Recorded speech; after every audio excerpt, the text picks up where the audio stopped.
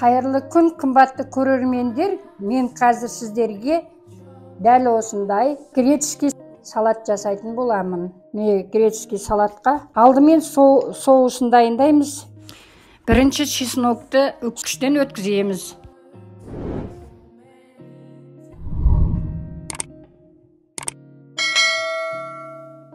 Лимон сығындысы шамамен 2 қасық деп есептелінеді.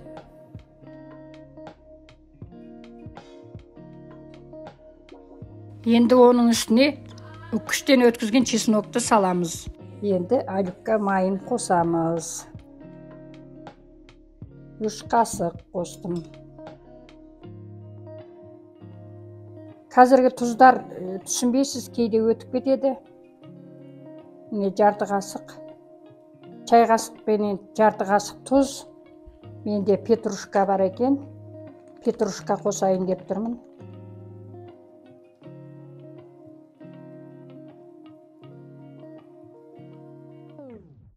Қара бұрыш қосамыз.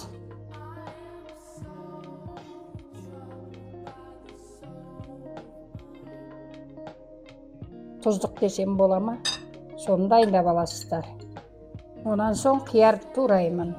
Керек емес жерін алып тастаймыз.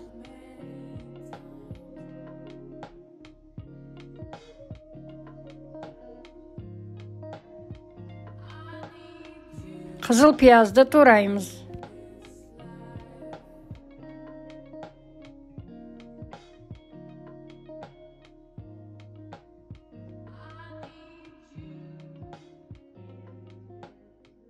Қызанақты тураймыз.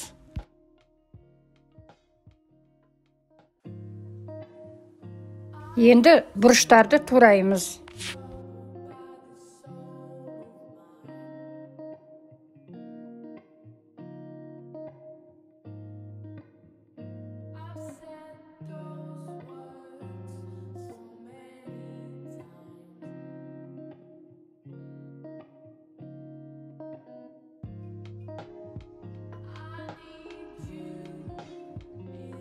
Енді ірімшікті 4 бұрыш етіп тураймыз.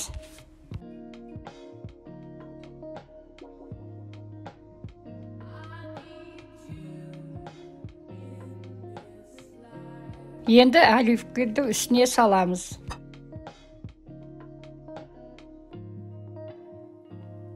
Енді оның үстіне соусты құямыз.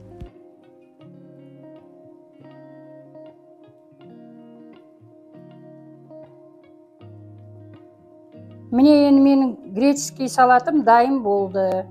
Енді ыдысқа саламыз. Қымбатты көрермендер, міне жаңадан қосылып жатқан сіздерге Алланың нұры жаусын. Мені қолдап жатқандарыңызға, менің видеом ұнаса, өздеріңіздің пікірлеріңізді жазып, лайк басып, міне әрқашанда сіздерге осындай жаңа тағамдар мен салаттар көрсетуге тырысамын. Келесі видеоға кездескенше аман сау болыңыздар.